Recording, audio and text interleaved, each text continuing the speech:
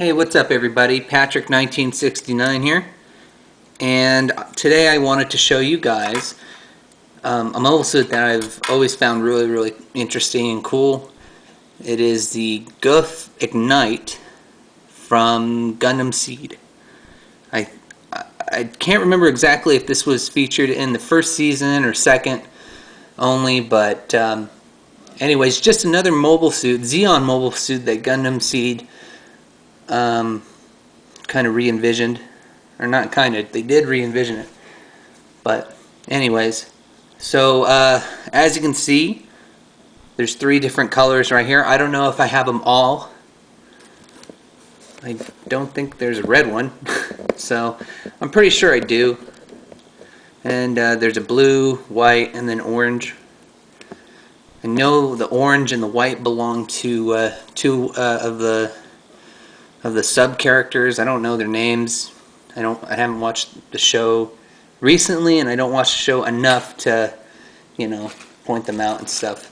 I just know that they belong to somebody. But the blue one is, I believe, the mass production type. So there's that. They all do the same thing, articulation, whatnot. So let me just remove these 2. I pretty much just had them out for bragging rights, so I have them all. So I'll show you this one. I have all his weapons out already.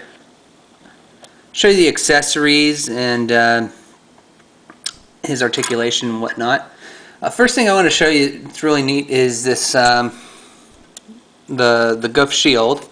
Has these 2 little spikes, I guess, for ramming into people. It has a handle, which can't really be reached when the peg is in the arm. So it's kind of pointless to have it all the way close up here, It's like, hey, you can't reach. Or can he? Can he reach? No, not really. Yeah, peg's all the way up here. So anyways, but something that's really cool is that the collapsed sword, beam sword, is easily stored in there. Something you couldn't really do with the MSIA Gouf until it came out in the extended MSIA line. So, oh, but the Gouf Custom could, no problem.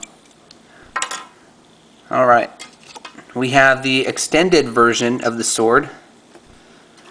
I've talked about the logic behind having a physical sword and then having beam as the edge on them. I don't know why. I mean, they didn't really do it in any other Gundam series. I don't remember it in... Was it in 00? No. GN swords don't count. Anyways, there's that. He comes with a new version of the heat rod, or heat whip, whatever you want to call it. It's a little... It's like a... It's a pink, hyper translucent color. This is supposed to be when it's activated. Kind of neat. Doesn't bend or anything, and you only get one. It does stick into the arm with a little tab, but you have to remove these gray pieces right here. I don't know if you can see them. There's gray pieces right there. You just take those off and you stick this on there. It's pretty long. Whoops. And you get a number of different hands, which are, of course, the trigger fingers. Here's the right trigger finger, and oops, the left. However, the Gouf Ignite does not come with any handheld weapons, so this is kind of useless unless you grab one of the Zaku guns and have him hold that, which, you could do. He comes with his heat rod holding hand, as you can see there. He comes with his fists. Here's one, the other one's on there. And then, of course, his sword holding open hand. So here's one, the other one's on him right there.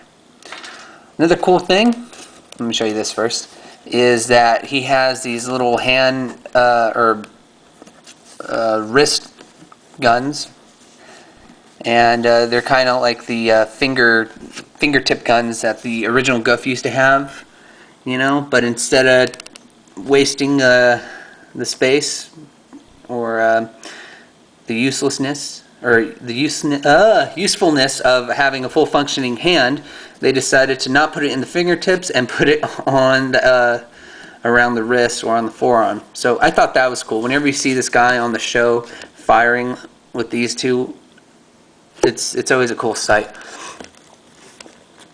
And believe me, you'll see it a few times, because Gundam Seed recycles a lot of scenes. Not saying that not all of them do, not all Gundam series, but Gundam Seed a lot.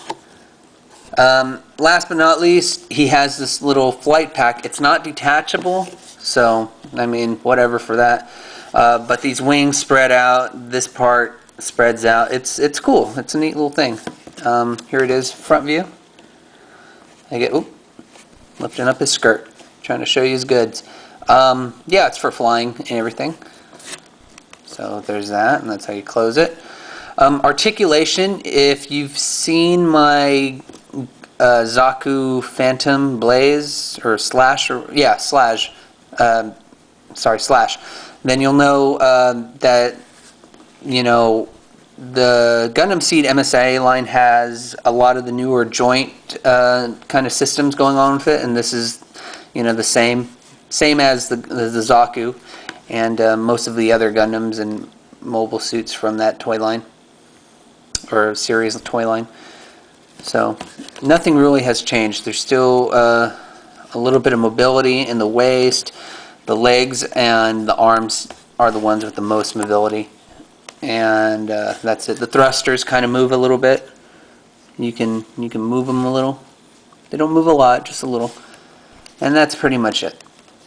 I mean, it's a cool just suit to stock up on, you know, to have those mass production mobile suits fighting your good guys. But other than that, it's a little bit of a boring design. I'm more of a fan of the Zaku that they brought out, but this is still cool.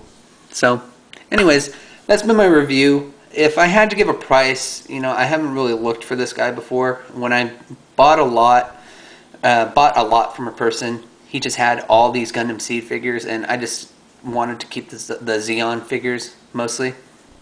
And so I just happened to come up on these. But if I had to guess, I remember, you know, people selling them at $7.99 and then having the shipping around 13 or 15 bucks. First of all, the shipping is kind of outrageous, you know, what people have them at. When they're at 15 or some odd dollars, that's when you know you either have to haggle on the price of the figure itself, or just move on to see if someone else has it cheaper. I ship all the time, so I know how much price rates go, especially when you're shipping from or over to foreign countries. This figure alone with the box will be still under £1, and even if you put a box over it, it still should be around that weight. You don't have to have a really heavy, thick box. I mean, just put some peanuts and whatnot. But anyways, that's besides the point. You can still find this figure for a really decent price, and you know, just go shopping a little bit. So anyways, if you want to add this guy to your collection, go for it. If not, then I just suggest getting the Zaku, because it's pretty much the same figure in terms of articulation, and it just looks cooler though. So that's it. And so yeah, that's it. So thanks for watching, and stay tuned for more reviews.